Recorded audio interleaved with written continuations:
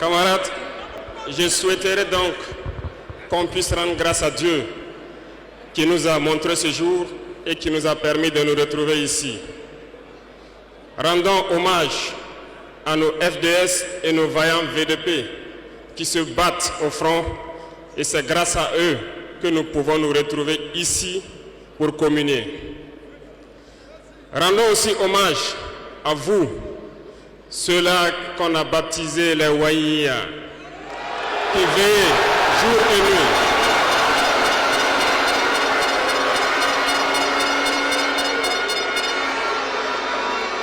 Vous qui veillez sur cette transition, vous qui veillez sur l'itinéraire que nous avons tracé, merci beaucoup à vous. Remercions ici donc nos autorités coutumières et religieuses qui ne ménagent aucun effort pour nous accompagner pour la mobilisation des jeunes à être engagés donc au sein des VDP qui aident les FDS sur le terrain. Merci beaucoup à tous d'être là. Nous ne pouvons pas faire une révolution sans communiquer. Certains diront qu'il ne faut pas trop parler, mais lorsqu'on ne parle pas, c'est la manipulation qui prend le terrain.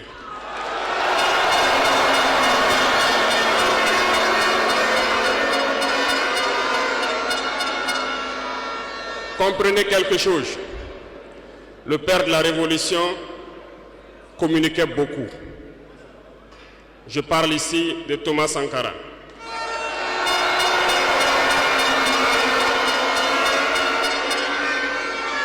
Dans l'un de ses propos, il vous disait ceci: l'impérialisme est un mauvais élève. Lorsqu'il est cherché de la classe, il revient toujours. Et je me souviens qu'à son adresse à ses compères donc de la CEDEAO, il disait que pour rompre le cordon ombilical qui nous lie à l'impérialisme, n'allez pas chercher une maïticienne d'État avec des doigts futés, un ciseau bien aiguisé pour rompre ce cordon. Mais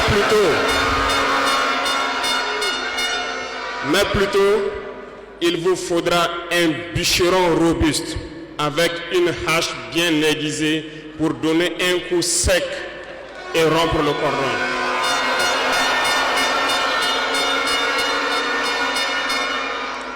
Cela veut tout dire. Je m'en vais vous expliquer un peu comment est-ce que l'impérialisme se comporte. Après l'assassinat du père de la Révolution, justement, le régime qu'avait voulu l'impérialisme s'est installé. Dans les années 90, vous vous souvenez tous d'un programme qui nous a été imposé, le programme d'ajustement structurel. C'était qu'un plan. Je vous explique. En mettant en place ce programme dans nos contrées, vous avez remarqué au fil des 2 décennies qui ont suivi, toutes nos usines qui étaient en place ont été privatisées. Notre économie a été déstructurée.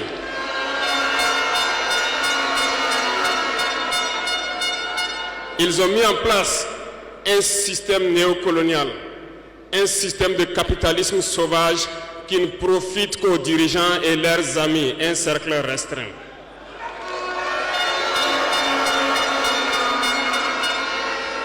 Du côté des forces, ils ont tout fait pour déstructurer nos armées. Ils ont dit de baisser le budget des armées, de ne plus les équiper, de ne plus s'entraîner. Ce qui a été fait dans la sous-région. Nos armées ont été réduites en néant. Ils préparaient la chose. Pendant ce temps, les grands pays comme le Niger, le Mali ont connu une résurgence de ce qu'ils ont appelé des rébellions. Des séparatistes venus de nulle part ont tenté de diviser ces pays. Ils n'ont pas réussi.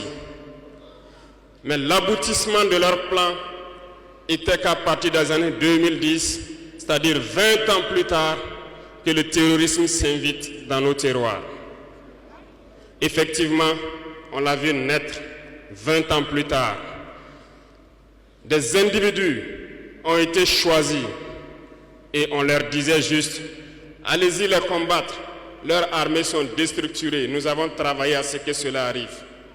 Ils ne pourront jamais vous arrêter et vous allez les imposer ce que nous voulons. Ces individus ont recruté de jeunes innocents, ignorants, dans nos différentes campagnes, à qui ils injectent la drogue et les amènent à tuer leurs compatriotes. Et le mal est né. Comment est-ce que ces individus ont été entretenus? N'oubliez pas, ici au Burkina Faso, on hébergeait des chefs terroristes. Ça a été bien planifié.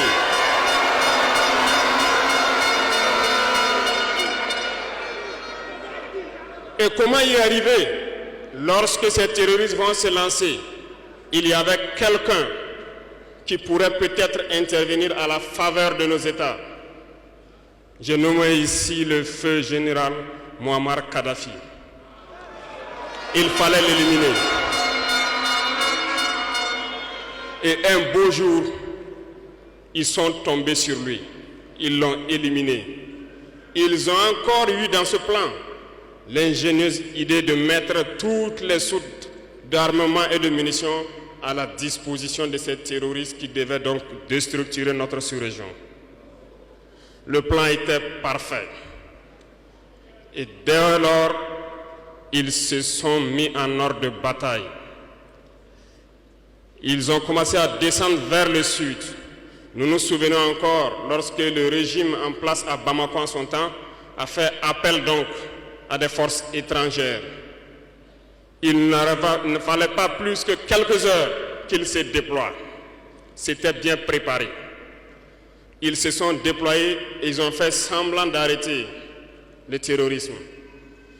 Et immédiatement, nous avons vu l'installation de plusieurs forces étrangères au Mali pendant 10 années. Pendant ces 10 années où le terrorisme était contenu au nord, s'est invité au sud et le Burkina Faso a été infesté à partir de 2015. Tout était bien planifié et bien pensé. Je me souviens encore quand nous étions à Ber, au nord de Tombouctou. On voyait donc des forces spéciales de ces pays-là venir nous dépasser, aller plus en profondeur. Et à leur retour, ils étaient tout rouges. Ils ont des petites machines de foreuse et bien d'autres équipements de géologie que nous contemplons. On se demandait où est-ce qu'ils gagnaient cette terre rouge, parce qu'en patrouillant autour de Ber, nous n'avons pas de terre rouge. Peut-être qu'ils creusaient, ils sondaient, nous ne savons pas de quoi il s'agit. Le ciel malien n'appartenait plus aux Maliens. Tout était bien pensé. Lorsque des gens qui combattaient sur le terrain ont fait aussi le constat, ont décidé à un moment donné de prendre les responsabilités et les voilà sortis de nulle part. On nous traite de putschistes. Nous ne sommes pas français, nous ne comprenons pas ce que ça veut dire.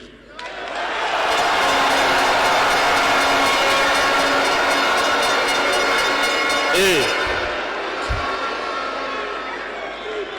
les valets locaux, qui sûrement ne comprennent même pas le sens profond du mot, nous appellent aussi putschistes. Très bien, on se l'approprie. Au fil de ces années, pour ce qui concerne le Burkina Faso, vous avez dû remarquer, tous les corps ont été déstructurés. Plus d'entraînement, plus rien pour l'armée. Ils ont imposé dans tous nos états-majors, toutes nos écoles et toutes nos structures stratégiques ce qu'ils ont appelé des conseils militaires.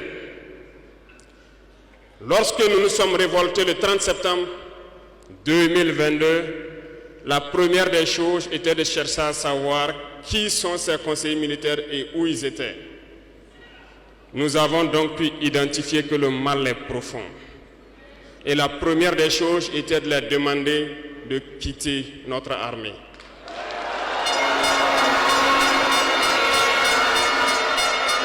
Ils sont partis. Et ce que je vous disais il n'y a pas longtemps, vous ne pouvez pas espérer retrouver votre objet perdu en faisant appel à celui qui vous l'a volé de venir vous aider à le chercher.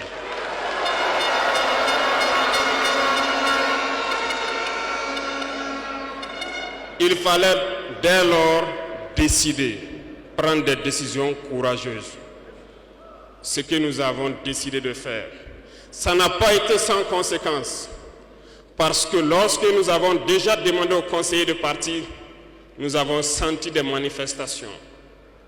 On nous a fait comprendre qu'on ne pourra pas s'en sortir sans eux. Et à chaque fois qu'ils nous le disaient, ça s'est traduit par des attaques d'envergure sur le terrain. Nous avons bien reçu le message. Lorsqu'à l'orée donc de l'année 2023, nous avons décidé de dire donc aux forces étrangères présentes ici de partir parce que nous voulons lutter en burkinabé.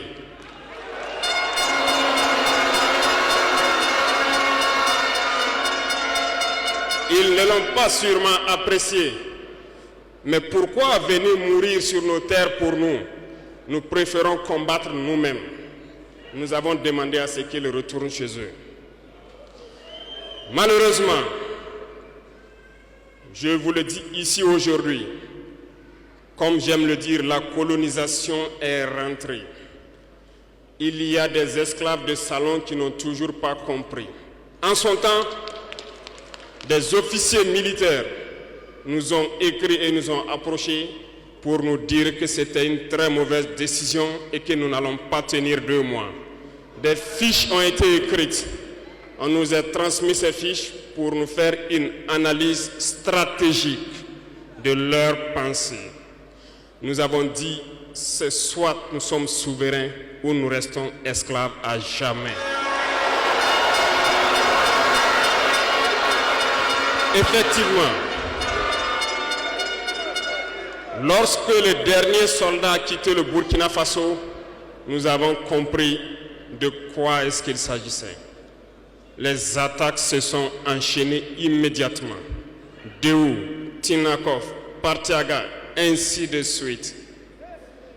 Mais ce qu'ils avaient oublié, c'est que le peuple du Burkina Faso avait compris notre message et s'était engagé sur la même voie que nous.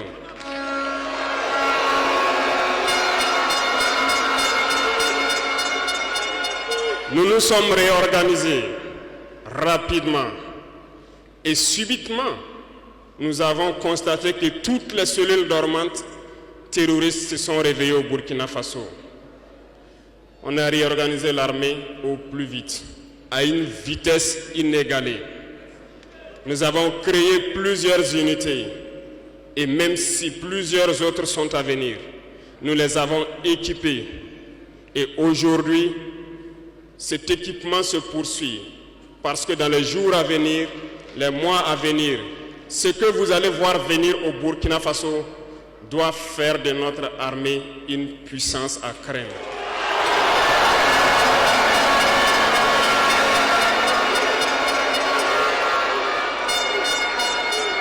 Nous n'allons pas lésiner sur les moyens. Nous avons compris que le combat qui est engagé contre l'impérialisme sera dur, très dur. Mais seuls les durs vont passer et les Burkinabés sont des durs. Et nous allons passer. C'est pour vous dire que l'impérialisme a tout son temps. Lorsqu'il veut déstabiliser, il regarde dans l'immédiat. Si ce n'est pas possible, il pose les jalons pour le faire dans 10 ans, 20 ans, 30 ans. Mais il n'a aucun intérêt à ce que nous soyons indépendants. Aujourd'hui, tout ce qu'ils souhaitent pour le Burkina Faso, c'est le chaos. Parce qu'ils espèrent faire venir ces forces étrangères ici et espérer récupérer la situation dans 10 ans, même dans 20 ans. Mais nous ne les laisserons jamais parvenir à cet objectif.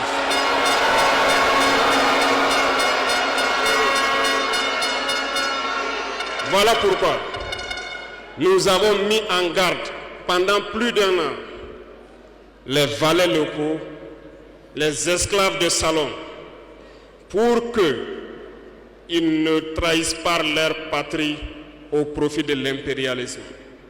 Certains ont compris, se sont rangés. D'autres n'ont pas compris, peut-être se croyant plus malins. Mais aujourd'hui, nous n'avons plus de sentiments sur ce volet.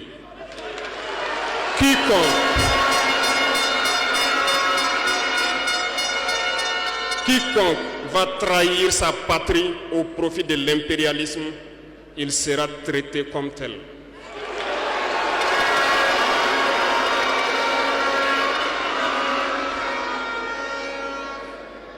Revenant à notre fameuse CEDEAO. Depuis que nous avons décidé de quitter la CEDEAO, les esclaves de salon ont été actionnés partout. Ils veulent faire peur au peuple. Ils veulent faire peur à tout le monde. Dieu merci. Dans un passé récent, il n'y avait qu'une poignée de gens qui avaient droit à la parole. Sur les plateaux télé, c'est ce qu'ils se disaient qui étaient donc prêts pour évangile. Aujourd'hui, avec les nouvelles technologies, qui ont bien sûr des avantages et des inconvénients, tout le monde a droit à la parole. Et je pense que les Wanyis sont les premiers à confirmer cela.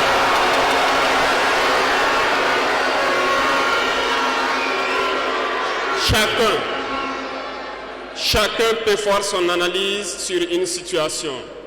On peut certes se tromper, mais lorsqu'on vient vers nous pour comprendre, nous sommes bien ouverts pour vous expliquer les démarches.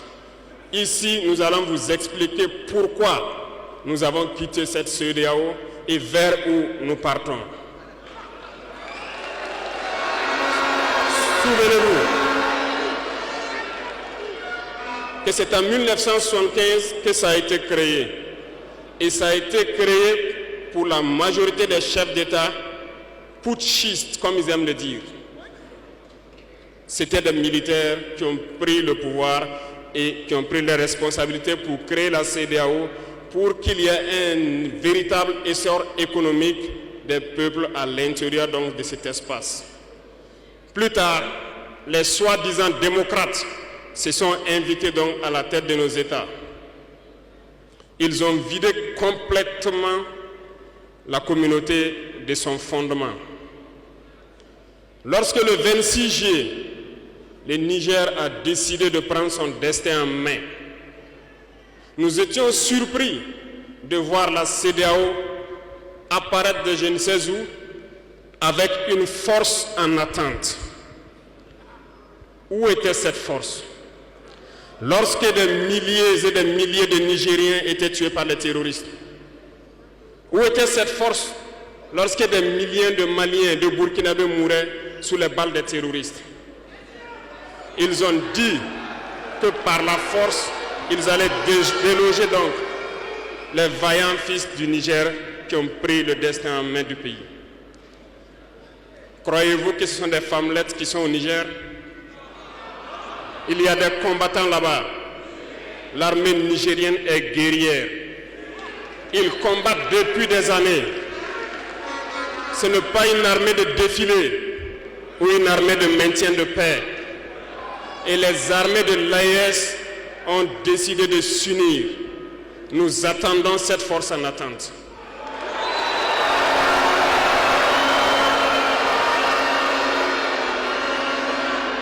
Il faut que ces soi-disant démocrates le comprennent.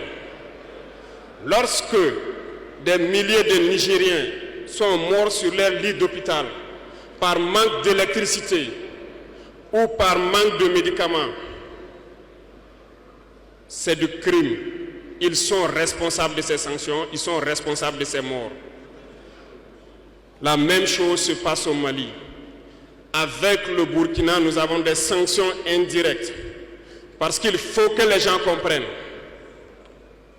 Lorsqu'ils prennent leurs consignes de l'autre côté, ils viennent, ils font tout pour l'appliquer. C'est honteux. Certains ont décidé de ne pas fournir l'électricité à nos pays. Ce n'est pas gratuit, nous payons. Et ça contribue à leur économie.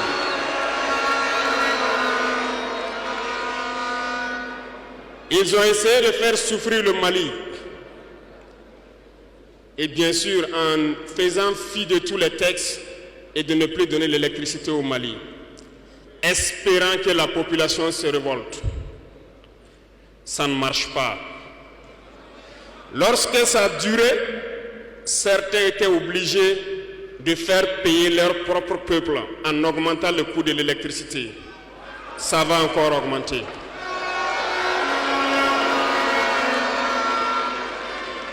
Cela nous donne plusieurs leçons. Plusieurs leçons en ce sens que l'indépendance que nous prenons, la souveraineté que nous prenons, nous devons tout faire pour qu'elle soit.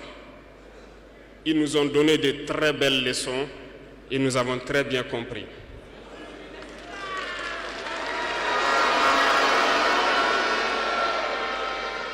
Certains ont fermé leurs ports, ce qui d'ailleurs va à l'encontre de tous les textes internationaux parce qu'on ne peut pas fermer les ports à un pays sans littoral. Ils l'ont fait, ils ont violé les textes. La communauté internationale n'a pipé mot. Personne n'a parlé dans la CEDEAO. Mais dans les ports, nous ne faisons pas transiter nos marchandises gratuitement. Nous payons.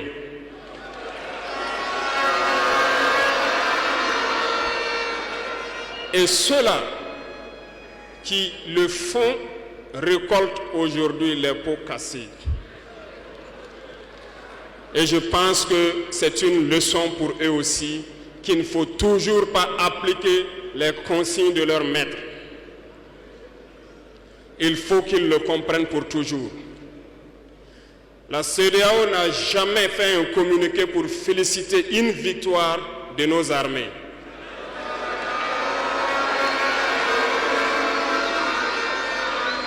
À peine, elle condamne du bout des lèvres et très rarement lorsqu'il y a des massacres.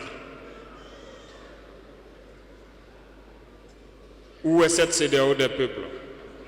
Bref, nous ne pouvons pas citer tout le mal qui a été fait à nos peuples, mais nous avons décidé en toute âme et conscience de nous retirer et de nous concentrer sur notre organisation commune qu'est l'AES.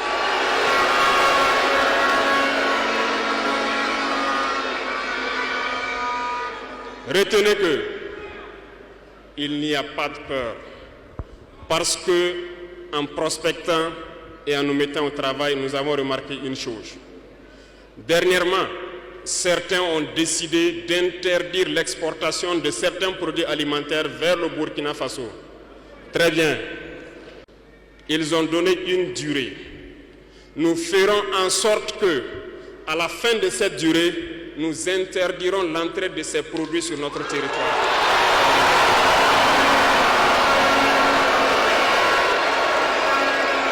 Nous sommes capables. Nous sommes capables et nous sommes très bien capables. Nous avons fait beaucoup d'expériences cette année et je peux vous assurer que sur le volet alimentaire, le Burkina peut être autosuffisant. Et nous avons de braves paysans.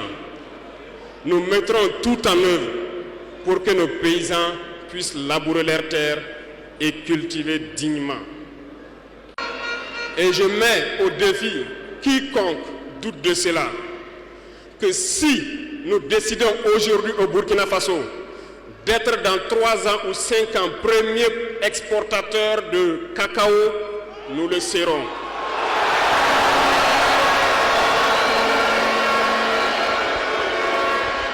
Parce que nous pouvons. Sur l'industrialisation, plusieurs projets sont en cours pour 2024. Nous n'allons pas les citer ici, mais sincèrement, nous allons tout faire pour que ces projets voient le jour en 2024. Lorsque vous prenez l'économie, certains, quand on les écoute, ça fait pitié. Ils n'ont même pas le courage de faire comprendre au peuple qu'il y a moins de 5% d'échanges économiques entre les États de la CEDEAO. Parce que tout ce que nous faisons venir vient de l'espace hors de la CEDEAO, nos importations pour la majorité. Et tout ce que nous exportons part hors de la CEDEAO. La malhonnêteté intellectuelle de certains font qu'ils ne peuvent pas le dire, parce qu'ils sont des esclaves de salon. Ils ne peuvent pas vous dire ça pour que vous soyez confiants. Mais je vous invite à rester confiants, sereins, imperturbables, parce que nous pouvons avoir cette indépendance tant sur le plan alimentaire, tant sur le plan industriel. C'est possible et nous sommes lancés sur ce chemin.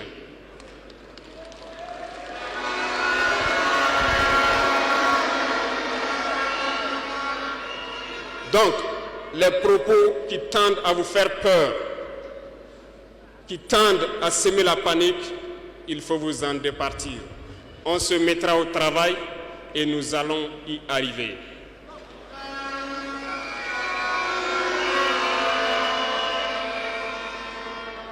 Revenons donc à un aspect général dans l'Afrique. Thomas Sankara disait que l'esclave qui n'est pas capable d'assumer sa révolte ne mérite pas que l'on s'apitoie sur son sort. Cet esclave répondra seul de son malheur s'il se fait les illusions sur la condescendance suspecte d'un maître qui prétend l'affranchir. Seule la lutte libère. Et je m'en vais vous dire que si pour se libérer, un esclave se fait des illusions sur la providence d'une croyance que son maître lui a imposée pour le maintenir dans les ténèbres, il se fout le doigt dans l'œil. Il restera à jamais aveugle dans les ténèbres et ne verra jamais le jour.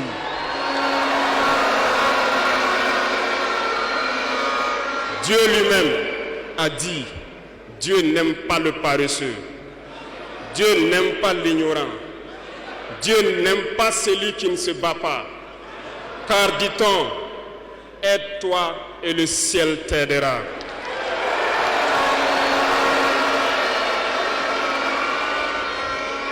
Et je ne passerai pas sous silence une partie du slogan donc des pionniers qui vivent aujourd'hui parmi nous. Oser lutter, savoir vaincre. Nous avons osé lutter dans l'AES et nous saurons vaincre. N'ayez aucune crainte. La veille citoyenne que vous avez engagée, c'est un message à toute l'Afrique. Et le Burkina Faso est solidaire et soutient tous les peuples d'Afrique qui souffrent le martyre. Mais nous voulons aussi dire qu'il est temps que les Africains arrêtent de s'apitoyer sur leur sort, de se morfondre, de se lamenter. Il faut lutter. Ça ne viendra pas du ciel tout seul. Il faut lutter d'abord et Dieu va vous aider. Et le Burkina Faso est prêt à aider tous les peuples qui vont mener cette lutte.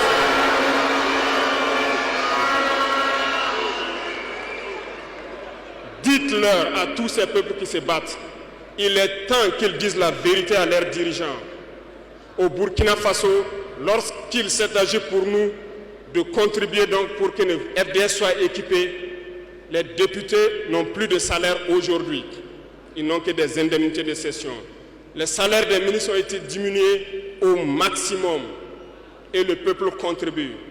Vous ne pouvez pas lutter et vouloir que les dirigeants soient dans un luxe insultant. Les peuples doivent se réveiller et exiger cela de leurs dirigeants.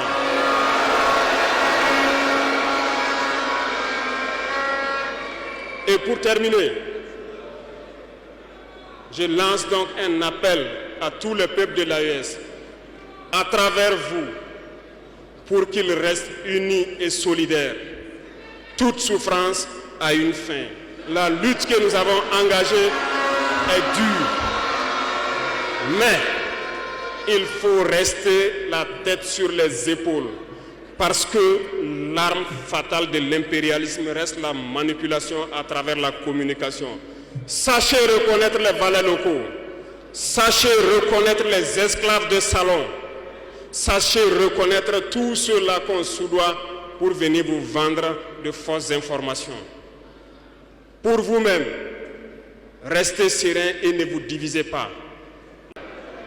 Parce que l'impérialisme a 1000 manèges dans son sac. Vous devez être vigilants. Vigilants et très vigilants. Merci à vous les VDP donc des différentes villes qui veillent jour et nuit pour que notre patrie reste debout. Et donc rendez hommage tous les jours aux FDS et aux VDP qui se battent au front. Merci beaucoup pour votre attention. Merci à tous ceux qui se sont déplacés ici pour que nous puissions nous entretenir. Merci à ceux qui sont dehors, qui n'ont pas pu accéder. La patrie ou la mort, nous vaincrons.